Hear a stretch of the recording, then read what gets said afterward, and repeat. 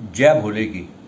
भाइयों बहनों और मित्रों, रवि लांबा का नमस्कार स्वीकार करें। भाइयों, लॉकडाउन में सबसे ज़्यादा परेशानियां व्यापारियों को सता रही हैं, क्योंकि अर्थशास्त्रियों के अनुसार देश के अंदर जो जीडीपी चल रही है, आने वाले समय में और गिरने की संभावना है।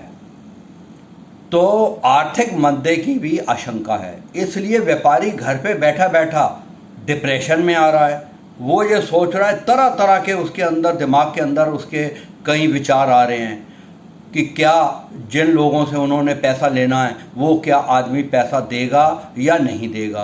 अगर नहीं देगा तो हमने जिसको पेमेंट करनी है वो हम पेमेंट उसको कैसे कर पाएंगे। और जो मैन्युफैक्चरिंग यूनिट हैं उनको परेशानी ये हो रही है कि ऑलरेडी जो सा है स्टॉक पड़ा हुआ है। अगर हमने और मैन्युफैक्चरिंग करके और अपना स्टॉक बढ़ा लिया तो अगर नहीं बिका तो हम बहुत बड़े गड्ढे में गिर जाएंगे, ये है। और दूसरा क्या है कि जो भाई एक्सपोर्ट करते हैं उन एक्सपोर्टर्स को ये प्रॉब्लम है कि जो विदेशी कस्टमर है उनका ऑर्डर कैंसिल ना कर दे। ऐसे ही जो ज्वेलरी वाले हैं, गारमेंट्स वाले हैं, फर्नीचर वाले हैं, शूज़ वाले हैं, कंस्ट्रक्शन वाले हैं, उनके दिमाग में ये है कि ये ना हो कि हमारा माल ना बिके, क्योंकि ऐसी कहानी ना हो जाए कि लोग खर्चा करना बंद कर दें और पैसे को सेव करना चालू कर दें। तो मैं भाइयों आपको एक स्टोरी सुनाता हूँ। एक शू मैन्युफैक्चरिंग यूनिट थी, उसके अंदर उन्होंने 2 सेल्स एग्जीक्यूटिव को अपॉइंट किया और एक जगह पे भेज दिया कि आप वहाँ पे जाके सर्वे कीजिए। तो दोनों गए। 2-3-4 दिन के बाद में एक जो एग्जीक्यूटिव था उसने बॉस को मेल किया और मेल का जो उसने पढ़ा और जो रिप्लाई किया बॉस ने, उसने कहा मैं आपको अभी से ही आपकी ड्यूटी से हटाता हूँ, नौकरी से ख़त्म करता हूँ।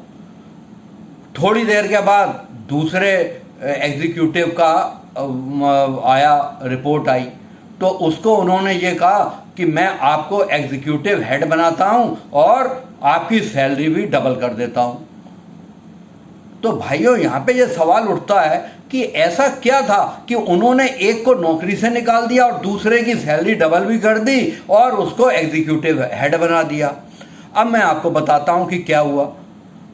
उसके अंदर जो पहला वाला आदमी था उसने जो रिपोर्ट की थी, उसने कहा सर यहाँ पे जिस जगह पे हम आए हुए हैं वहाँ पे कोई भी आदमी जूता नहीं पहनता है, तो यहाँ पे किसी भी तरीके की जूते की सेल होने की कोई संभावना नज़र नहीं आती है।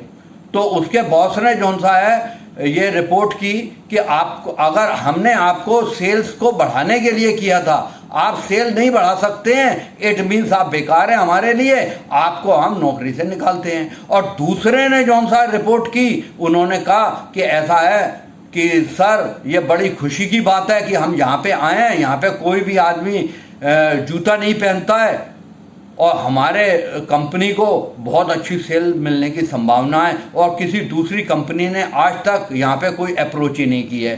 तो हमारी जो प्रोडक्शन है उसका मैक्सिमम जो परसेंटेज है वो हम यहाँ पे इसी जगह पे खपा लेंगे। तो भाइयों,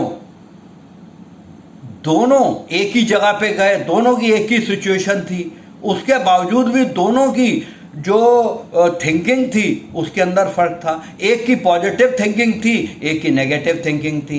पॉजिटिव थिंकिंग से ही जो सा है हमें आगे भविष्य नज़र आता है, जबकि उन्होंने दोनों ने ना तो माल बेचा था, एक्शन ही नहीं लिया था, सिर्फ सोच के हिसाब से उन्होंने ये कर दिया था कि हमें सेल मिलेगी या नहीं मिलेगी। ऐसे ही हमारा अगर बिजनेस होता है या हमारी लाइफ होती है, उसकी जो जर्नी चालू होती है वो सोच से चालू होती है। अगर हमारा सोच जौन सी है वो पॉजिटिव है तो हमें अच्छे रिजल्ट मिलने की आशंका आ जाती है कि आएगी। और अगर हमें नेगेटिव थिंकिंग होती है तो हमारे पास ये होता है कि यार ये पता नहीं क्या होगा क्या नहीं होगा। उसकी जो थिंकिंग अगर हमारी नेगेटिव है तो उसके रिजल्ट भी हमें नेगेटिव ही मिलने की चांसेस होते हैं।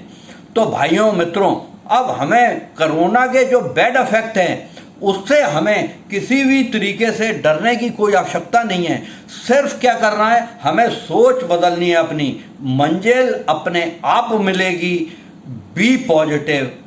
जय भोले।